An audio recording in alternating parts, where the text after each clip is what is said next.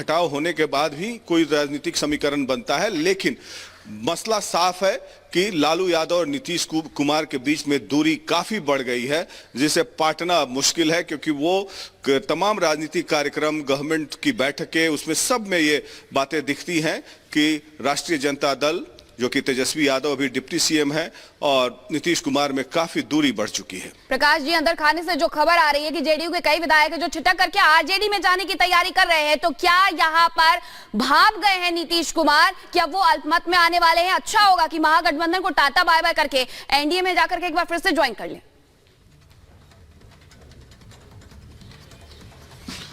अब ये अंदर खाने की खबर आपको मिली होगी, मेरे पास तो ऐसी खबर नहीं है कि आरजेडी में विधायक शामिल होने जा रहे हैं जेडीयू के। आपको कुछ पुष्ट खबरें होंगी जिसके तहत आप टीवी पे बोल रही हैं ये, लेकिन जहां तक कि एंटी डिफेक्शन लॉ है, जेडीयू के 45 विधायक हैं, उनमें से 30 विधायकों की संख्या चाहिए डिफेक्ट कराने के लिए। 2/3 मेजोरिटी के लिए 30 विधायकों। आगे बढ़ते बड़ी खबर बताते हैं, जहां राहुल की यात्रा में शामिल नहीं होंगे नीतीश। 30 जनवरी को पटना में व्यस्त रहेंगे नीतीश कुमार। बंगाल के बाद बिहार में न्याय यात्रा की होगी एंट्री, लेकिन जो खबर सामने आ रही है वो महत्वपूर्ण ये है कि नीतीश कुमार इसमें शामिल नहीं होंगे। 30 जनवरी को पटना में ही मौजूद रहेंगे, अपने अलग अलग कार्यक्रमों में व्यस्त रहेंगे, लेकिन इस यात्रा से दूर रहेंगे।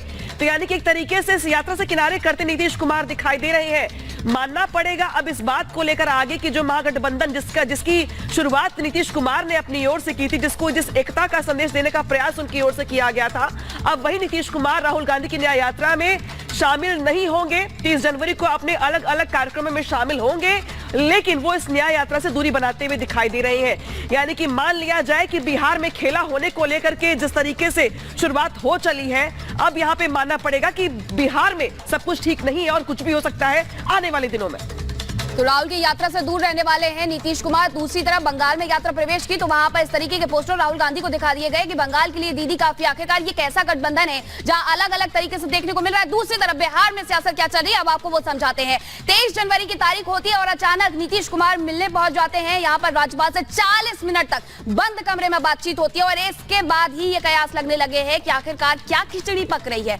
फिर देखा गया कि एक मंच पर बैठे होते हैं नीतीश कुमार और साथ ही तेजस्वी यादव, लेकिन दोनों के बीच में कोई बातचीत नहीं होती है। परिवारवाद को लेकर के भी यहां तंज कसते हुए नजर आए थे नीतीश कुमार, और इन्हीं सभी हालातों को देखते हुए लग रहा है कि बिहार की राजनीति में अब कुछ भी अच्छा नहीं चल रहा है। कैबिनेट की बैठक होती है, चंद मिनट आज खत्म हो जाती है, चंद मिनट बाद लालू परिवार ने उसके बाद पलटवार किया। रोहिणी आचार्य ने जो ट्वीट किया वो सीधा सीधा यही कहते हैं कि नीतीश कुमार पर ये निशाना साधा जा रहा था, तंज कसा जा रहा था। हालांकि जैसे ही सियासत बढ़ती है, यहाँ पर रोहिणी आचार्य के द्वारा वो ट्वीट डिलीट कर दिए जाते हैं। लालू परिवार ने पलटवार किया और इसी को लेकर के अब ये कयास लग रहे हैं कि कुछ भी ठीक नहीं हो और कभी भी कोई भी परिवर्तन यहां पर हो सकता है। अब आगे बढ़ेंगे और इंडी गठबंधन को बात करेंगे।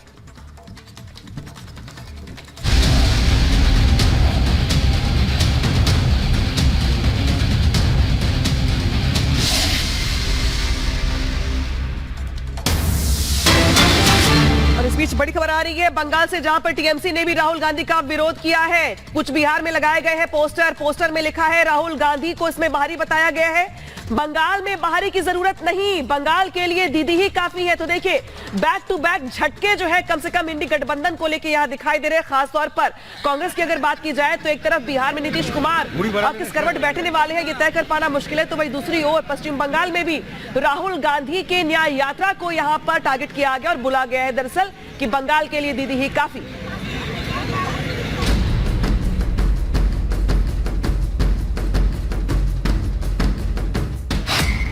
মমতা নারাজ তখন থেকে আমাদের দল সিদ্ধান্ত নিয়েছে আমরা বাংলায় একা চলবো। ইভেন ওরা যে আজ থেকে র্যালি করেছে আমাদের একবার आपका इनकार। 2024 में लोकसभा चुनाव में आम आदमी पार्टी के पक्ष में 13-0। नीतीश का तंज।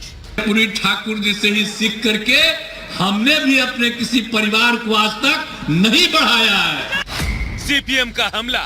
नीतीश कुमार बहुत पहले ही कहा था कि बेपेदी लोटा की तरह वो बेपेदी औरत है। एनडी में बड़ी दरार। बीजेपी के खिलाफ बने विपक्षी गठबंधन में सब कुछ ठीक नहीं है। हालात ये हैं कि कुछ दिनों पहले तक जिस गठबंधन के नेता जोर शोर से एकजुटता के नारे लगा रहे थे, अब वो एक दूसरे के खिलाफ सार्वजनिक रूप से आग उगल रहे हैं। मोदी सरकार के खिलाफ लोकसभा चुनाव की रणनीति के बजाय एनडीए के नेता एक दूसरे को निपटाने की प्लानिंग कर रहे हैं। बंगाल से लेकर पंजाब तक, बिहार से लेकर यूपी तक एनडीए गठबंधन के अस्तित्व पर सवाल खड़े होते दिख रहे हैं। सबसे पहले बात बंगाल की, जहां अब ये साफ हो गया कि राज्य की सबसे बड़ी और ताकतवर पार्टी टीएमसी अब इस गठबंधन का हिस्सा नहीं है। इसका ऐलान खुद पार्टी अध्यक्ष ममता बनर्जी ने कर दिया। ममता न केवल कांग्रेस की हरकतों से नाराज है, बल्कि उन्होंने इसे सार्वजनिक रूप से जाहिर भी कर दिया। दूसरी तरफ गठबंधन के दूसरे दल, जिन्हें टीएमसी के साथ सीट शेयरिंग करनी थी, उन्होंने भी ममता का उन्हीं की भाषा में जवाब दे दिया। लंबे समय तक बंगाल में राज करने वाली सीपीएम ने ममता पर बीजेपी से साठगांठ करने तक का आरोप लगा दिया। मतलब साफ है, बंगाल में गठबंधन के रास्ते बंद होने के बाद अब एनडीए के अलग अलग दल एक दूसरे को छोड़ने के मूड में नहीं है। আমার কোনো কথা হয়নি এবং আমি প্রস্তাব দিয়েছিলাম, ওরা প্রথম দিনই প্রত্যাখ্যান করেছে। তখন থেকে আমাদের দল সিদ্ধান্ত নিয়েছে আমরা বাংলায় একা চলব। ইভেন ওরা যে আজ থেকে র্যালি করেছে আমাদের একবারও नीतीश कुमार बहुत पहले ही कहा था कि बेपेदी लोटा की तरह वो बेपेदी औरत है।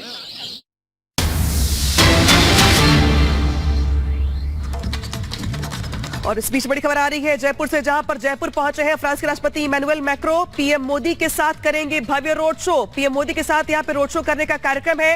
गणतंत्र दिवस के मुख्य अतिथि हैं इमैनुअल मैक्रो, जिसको लेकर तैयारियां जो देखी थी आपने, हमने दिखाया था आपको सीधे रुख करते ग्राउंड जीरो का, जहां से जुड़ गए हमारे सहयोगी अंजलि। मैक्रो पहुंच चुके हैं जयपुर, रोड शो को लेकर तैयारियां जोरों पर है, क्या तस्वीरें दिखा रही है आप दर्शकों को? बिल्कुल, देखिए मैक्रो पहुंच चुके हैं और सबसे पहले वो आमेर फोर्ट का रुख करेंगे। उसके बाद पीएम नरेंद्र मोदी जंतर मंतर पर उनका राजस्थानी रीति रिवाजों से स्वागत करेंगे और फिर वहां से भव्य रोड शो होगा हवा महल के। ये इस वक्त मेरी मौजूदगी है सांगानेरी गेट के करीब और सांगानेरी गेट तक ही पीएम नरेंद्र मोदी और फ्रांस के राष्ट्रपति इमैनुअल मैक्रो का ये रोड शो होगा। त्रिपोलिया गेट से ये रोड शो शुरू होगा हवा महल के नजदीक में, जहां पर दोनों चाय का लुत्फ लेंगे। और सबसे बड़ी बात ये भी मानी जा रही है कि पीएम नरेंद्र मोदी और फ्रांस के राष्ट्रपति का ये रोड शो काफी अहम है। साथ ही साथ जयपुर की झलक दिखाने का मतलब ये भी माना जा रहा है कि विश्व पटल पर जयपुर को एक बेस्ट टूरिस्ट प्लेस के रूप में उभारा जा सके। और आपको दिखाते हैं कि यहाँ पर देखिए लोग किस तरह से इंतजार कर रहे हैं कि कब पीएम नरेंद्र मोदी यहाँ पर पहुंचेंगे।